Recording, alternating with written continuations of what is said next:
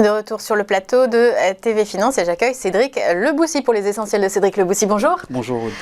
Cédric, je rappelle que vous êtes directeur de la publication du site vuedailleurs.com. On va décortiquer avec vous l'actualité politique de ces derniers jours. Et il s'est exprimé lundi soir, le président de la République, suite à la promulgation ce week-end de la réforme des retraites. Un mot peut-être pour qualifier cette intervention? Très bien, je trouvais l'intervention très bien. Et ce qui est dommage, c'est l'intervention qu'il aurait dû avoir avant l'entrée du projet de loi sur la réforme des retraites. Là, il était un peu plus humble, très court, très précis, très clair, il y avait plus de clarté, voilà.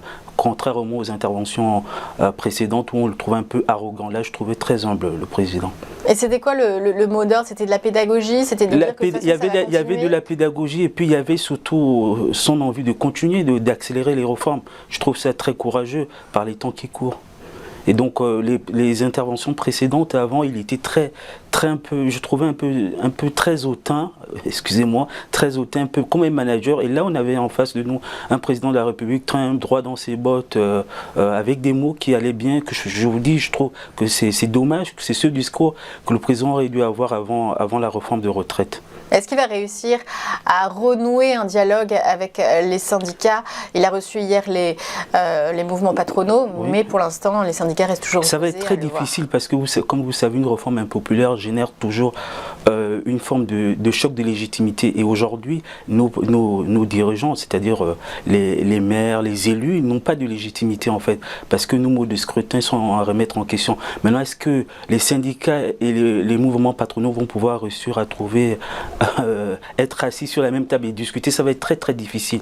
Donc la politique c'est l'art du possible. Donc je pense qu'on fait confiance au gouvernement je pense que ça se fera. Maintenant il faut voir, parce qu'au MEDEF il va y avoir des élections. Il faut voir le prochain président du MEDEF, parce que là on a eu des élections à la CGT. Il faut voir qui sera le prochain président du MEDEF. Donc sur qui ces pourparlers vont beaucoup s'appuyer côté syndicat. Je pense que c'est le président de la CFDT, Laurent Berger. Donc il faut regarder. Oui, parce que les têtes tournent, c'est vrai, à la tête des syndicats, et ça peut amener encore plus d'opposition, parce que finalement, c'est du sang neuf qui a envie aussi de se confronter un peu au gouvernement. Oui, c'est du sang neuf, mais dans le fond, est-ce que c'est vraiment de ça dont on a besoin, en fait? Est-ce que c'est vraiment de ça aujourd'hui que la foule qui est dans la rue réclame? Je pense que la foule qui est dans la rue réclame plus de démocratie, en fait, parce qu'il faut le dire, nos démocraties représentatives ont un problème. Donc je pense que ce qui serait bien pour le gouvernement, ou bien pour le président de la République et la première ministre, c'est de faire un tour de la France, en fait, comme on a eu avec les grands débats. En fait, là aujourd'hui le président est en Alsace, la première ministre la semaine dernière est en Centre-Val de Loire. Je pense qu'il faut plus ce type d'initiative, en fait, pour qu'on puisse apaiser le climat. Oui, mais ça va pas. On parle d'accélération législative, il a aussi besoin d'avancer. L'élection, elle a eu lieu il y a bientôt 2 ans. Il peut s'appuyer sur ça pour dire qu'il faut qu'il continue. Oui, l'élection, elle a eu il y a bientôt 2 ans, 1 an plutôt, j'ai compris. Mais on a eu une élection où c'était un vote de rejet.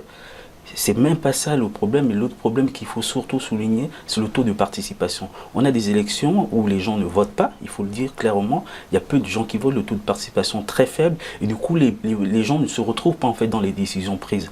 Donc on va tout refaire, on a déjà dit, tout le monde le dit sur les plateaux, on n'arrête pas de le dire, les observateurs, il y a beaucoup d'encre des salives qui coulent par rapport à ça, c'est pas ça la solution. Et si on ne va pas voter, pourquoi on irait à un grand débat par exemple? Pourquoi on irait à un grand débat? Parce que les gens ils ont besoin, quand les gens sont en colère, il faut les écouter, les Français sont en colère, il y a beaucoup de Français qui sont en colère et donc il faut les écouter. Aujourd'hui, quand on regarde ce qui se passe à l'Assemblée nationale, vous avez vu par rapport à la réforme de retraite, le nombre d'amendements que la NUPES a mis en place, mais il n'y a pas que les amendements de la NUPES, mais il y a aussi le gouvernement. Les temps ont été raccourcis avec le 47.1, il n'y a pas eu beaucoup de temps de discussion au sein des différentes chambres. Donc, aujourd'hui, ce qui peut débloquer tout ça, en fait, c'est de créer une forme de démocratie participative, même si ça ne se permet pas aujourd'hui, mais la seule chose qui peut le débloquer, c'est le président de la République en allant vers les citoyens, comme le grand débat. On va voir ce qui va se passer aujourd'hui en Alsace. C'est-à-dire, par exemple, aller sur cette réforme des retraites, alors il y a le premier RIP qui a été rejeté, mais si une demande de RIP est approuvée, aller peut-être jusqu'à un référendum sur cette réforme? Aller jusqu'à un référendum, mais on l'a vu, il faut aussi qu'on arrête le RIP. Tout le monde sait que la démarche du RIP, elle est très compliquée. Ça va prendre du temps. est-ce qu'aujourd'hui, ça va prendre du temps? Est-ce qu'aujourd'hui, en mettant en place la démarche de RIP, est-ce que ça va apaiser les tensions? C'est une question. Est-ce que ça va apaiser les tensions? Ça, c'est un. Deuxième chose, le référendum. Est-ce que le référendum, ça dépend des questions qui sont posées? Est-ce qu'on n'aurait pas un rejet de la personne d'Emmanuel Macron? Est-ce que le non, ça va... Vous voyez, donc, c'est pas aussi simple que ça. C'est très compliqué. C'est vraiment... On est dans une situation très difficile. Et il y a encore de l'énergie, Emmanuel Macron, pour aller plus loin? Oui, moi je trouve qu'il a encore de l'énergie. Et puis ce que je trouve un peu dommage, s'il y avait Emmanuel Macron qui aurait pu le faire, puisqu'on a vu Emmanuel Macron en 2017 arriver avec le mouvement En Marche qui consistait à dire on va chercher les informations en bas pour les remonter en fait, pour pouvoir les traiter. C'était un peu la démarche noble même d'En Marche. Donc ce président, il avait beaucoup de possibilités de changer en fait le panorama politique, la démocratie française. Mais ça n'a pas été le cas. Très dur, droit dans ses bottes. Et c'est vraiment dommage. Il n'y a que lui qui peut le faire. Il n'y a que lui qui peut le faire. Après, légitime ou pas légitime, il faut regarder le taux de participation. Mais pour répondre à ça, il faut changer les modes de scrutin. C'est pas normal qu'aujourd'hui encore, on n'arrive pas à faire voter par Internet. Quand on arrive à faire déclarer nos impôts par Internet, il y a beaucoup de décisions qui sont prises par Internet, des démarches administratives par Internet, et qu'aujourd'hui, on n'arrive pas à mettre en place le vote par Internet. Certains vous disent, mais non, on a vu ce qui s'est passé aux États-Unis. Oui, mais on peut le faire en même temps. On peut faire le vote traditionnel pour ceux qui ne peuvent pas aller voter par Internet et mettre le vote par Internet pour inciter les jeunes à aller voter. Parce que dans cette affaire, beaucoup de jeunes ne votent pas. On va faire une petite pause et on reviendra avec vous notamment sur les messages de l'opposition. A tout de suite, Cédric. Merci.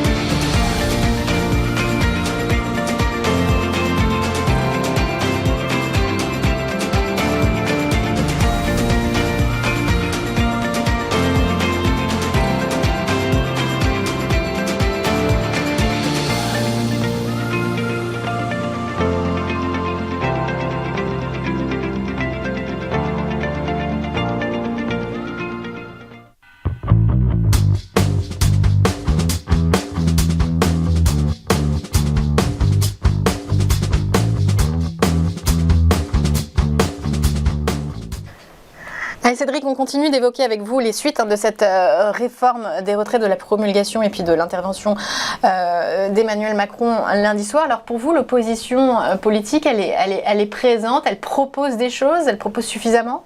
Non, l'opposition politique, on est dans la même configuration qu'avec Emmanuel Macron. On est pour une opposition politique parce qu'il y a un rejet de la personne d'Emmanuel Macron. Il y a un rejet, il faut le dire clairement, il y a un rejet de la personne d'Emmanuel Macron. C'est ce qu'on constate. Maintenant, l'opposition, de quelle opposition on parle? Aujourd'hui, tout le monde parle de Marine Le Pen, du Rassemblement national. On peut dire ce que l'on veut. Oui, on peut dire ce que l'on veut. Les réalités voudraient que, aujourd'hui, c'est pas qu'elle voudrait. Les réalités sont que la vraie opposition aujourd'hui, c'est le Rassemblement national. Quand on regarde à l'Assemblée nationale, le Rassemblement national détient 89 députés. Si aujourd'hui on faisait une élection, tous les sondages le montrent, le Rassemblement national arriverait en tête. Est-ce que c'est pour autant qu'il faut faire une dissolution? Ça, je sais pas et je pense pas du tout. Donc en termes d'opposition, quand vous regardez à gauche la NUPES, si vous faites une élection, il n'est pas dit que c'est Jean-Luc Mélenchon aujourd'hui qui amène encore la NUPES. Parce qu'en interne aussi, il y a des divisions avec l'affaire Katner qui s'est passée. À droite, la droite était complètement divisée avec la réforme de retraite entre une majorité des sénateurs qui étaient pour la réforme et une partie des députés de LR qui ont été divisés, qui n'étaient pas pour la réforme. Les écolos, n'en parlons pas. Alors eux, ils veulent complètement se détacher. Et ceux qui sortent, je trouve, à gauche, ceux qui sortent vraiment leur épingle du jeu dans tout ça, c'est le Parti communiste. Fabien Roussel est resté droit dans ses bottes. Son intervention d'avant hier sur les 4 vérités sur France 2, il a dit clairement les choses. Ils vont revoir le projet politique. Donc aujourd'hui, Emmanuel Macron, il n'y a pas vraiment une opposition très forte. Elle est très morcelée et il n'y a aucun autre projet. Voilà, et tout le monde s'appuie sur Marine Le Pen en disant Marine Le Pen serait présente, mais nous sommes à 4 ans de l'élection présidentielle. Zut, il y a beaucoup de choses qui peuvent se passer. Et qui nous dit que dans 4 ans, c'est Madame Le Pen qui sera candidate? Qu'est-ce qu'on en sait? On a vu Zemmour à faire 7% lors d'une élection présidentielle. Ça veut dire qu'il y a vraiment, si vous voulez, cette idéologie-là, ce mouvement-là, patriote n'est plus seul, les idées patriotes ne sait plus, il y a plus, Marine Le Pen n'est plus légitime sur les idées patriotes. Il y a d'autres mouvements qui sont nés, donc Reconquête avec ses 7%, et on verra ce que ça donnera aux prochaines Européens. À partir des Européens, je pense qu'on aura un horizon un peu plus clair pour 2024. Il peut y avoir des alliances qui se forment justement pour ces élections européennes. Je ne pense pas. Dessinent après le paysage. Je ne pense pas, parce qu'on l'a vu pendant les élections présidentielles, la posture de M.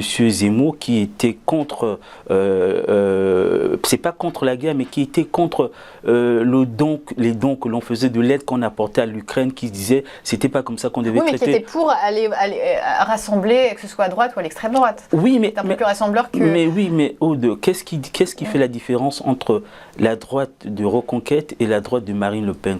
C'est les sujets sociétaux. Est-ce que Marine Le Pen est pour le mariage pour tous? Je pense qu'elle s'est clairement positionnée là-dessus. Elle était contre, mais elle n'était pas pour le mariage pour tous, mais elle n'était pas contre aussi cette vision de société. Mais Zemmour, il est clairement contre tout, vous voyez. Donc il y a vraiment une autre position qui est là, qui existe. À cela, aujourd'hui, qui est à la tête du Rassemblement national, c'est Bardella. C'est la première fois qu'on a à la tête du Rassemblement national une autre personne que la famille Le Pen. Donc ça aussi, ça va changer. Et puis à côté, vous avez, comment il s'appelle ce monsieur qui s'est présenté en 2017 de l'UPR, François Asselineau, qui est aussi un courant qui monte. Donc vous voyez que le panorama, ou bien si vous voulez l'architecture que vous avez à droite, avec des divisions qui se sont passées, vous l'avez aussi à l'extrême droite, vous l'avez aussi à gauche. Donc c'est très très difficile aujourd'hui de dire que dans 4 ans, dans 5 ans ou dans 6 ans aux prochaines élections présidentielles, c'est Madame Le Pen qui arrivera en tête. Moi je trouve que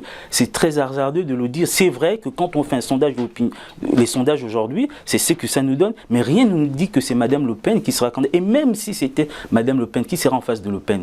Ce ne serait pas Macron. Non, évidemment, il n'aura pas le droit de se représenter. Il n'a pas le droit de se représenter. Donc ce serait peut-être quelqu'un de nouveau, je ne sais pas. Donc quelqu'un qui va être très frais, qui va apporter des nouvelles idées. Vous voyez, c'est très compliqué.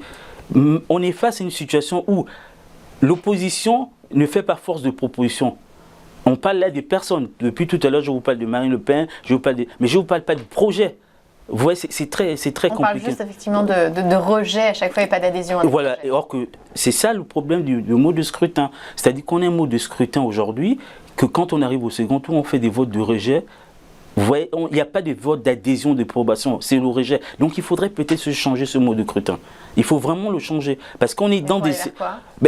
Il faut aller vers quoi? Il faut voir par rapport à la démocratie participative. Je vous dis aujourd'hui, moi je pense que le vote par Internet, c'est quelque chose qu'on doit regarder de très près. Déjà, ça permettrait d'avoir un taux de participation élevé pour les jeunes, parce qu'il y a beaucoup de jeunes qui ne vont pas voter. On se retrouve dans une situation ou dans un pays où c'est les seniors qui votent. On peut dire ce que l'on veut, on regarde, les seniors votent, le vote des jeunes, il en donne aussi. Un coup ils votent, un coup ils votent pas, ça dépend. Quand on parle d'écologie, on a vu la vague verte pendant les municipales, beaucoup de jeunes sont allés voter parce que le mouvement de la jeune suédoise qui était arrivée en disant Greta, en disant la planète va mal, ça mobilisait les jeunes. Donc il faut voir, il faut mettre en place le vote électronique. Aujourd'hui, je pense qu'on a tous les outils pour l'électronique. Je vais me répéter, on arrive à déclarer nos impôts par Internet. Donc on peut mettre en place le vote électronique. Tout est possible. Merci Cédric Leboussi, c'était votre message. Je rappelle que vous êtes directeur de la rédaction du site vudailleurs.com. C'était donc les essentiels de Cédric Leboussi.